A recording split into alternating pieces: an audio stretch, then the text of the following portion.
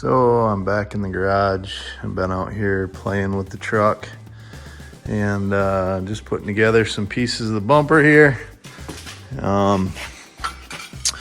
So what I've done so far is I used the Harbor Freight winch plate, which you guys seen me plasma cutting out the corners here last time, trying to decide on my shape and size.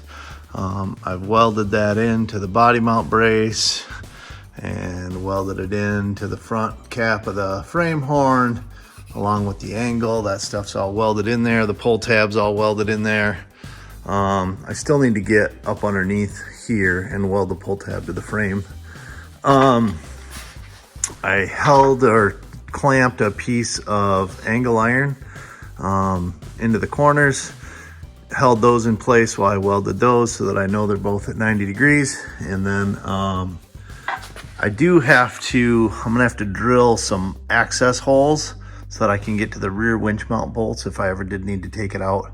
I'd like to just go ahead and do that ahead of time. So I'll probably just take a real small hole saw and drill a couple of circular holes so I could get a socket on an extension up through there if the need ever arises. But yeah, I think originally I had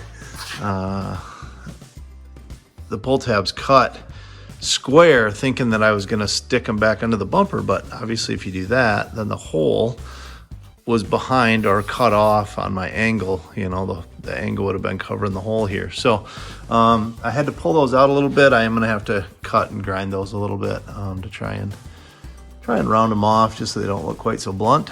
But yeah, so far so good.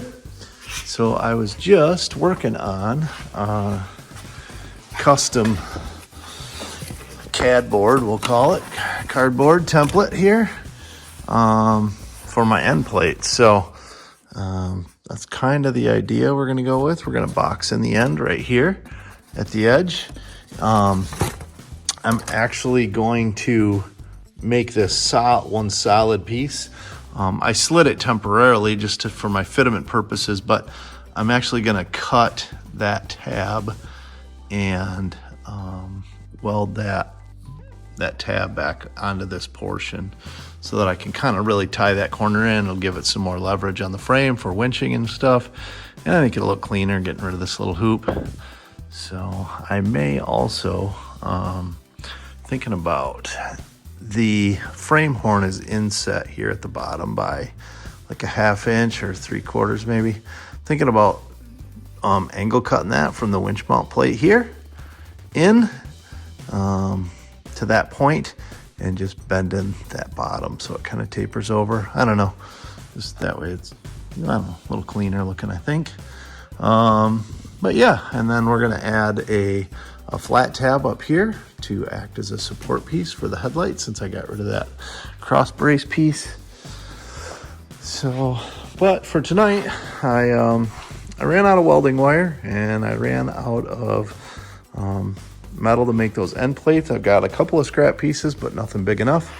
So I think this is a good time to call it quits for tonight. And we'll pick up some materials and get back to it hopefully tomorrow. See how it goes.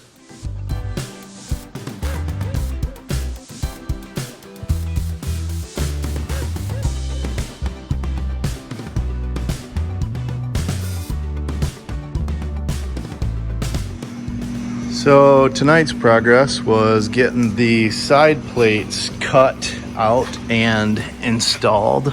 So I trimmed this forward piece of body mount and I ended up putting the side plate in my press and bending this tab inward to weld it there and left the face square.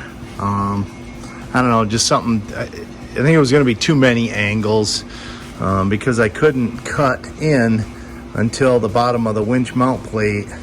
So just that very bottom section would be tapered. I don't know, I just decided against it. So this ties in that back corner. Gonna add a ton of rigidity to, you know, and triangulation to the bumper. And triangles are always stronger than squares. So again, I'm not 100% sold one direction or the other on whether or not I'm gonna cap the insides. There is a hole in there. I could maybe mount a light or something. I don't know. On the stomper, I plated that in. Again, just, you know, I thought it would look better. And I think it would look better on this one as well, but I don't know. I'm kind of undecided. I mean, it might be wise to leave some access in there. I don't know. But looking at it from this angle, it looks horrible. I'm probably gonna cap it. So, anyway, yeah. But all in all, it's getting there. So, I am a better grinder than welder, but I'm still learning. This 220 machine is still relatively new to me. But all in all, I'm real happy with how it's coming out. Can't wait to get to the next phase and start doing the tubes.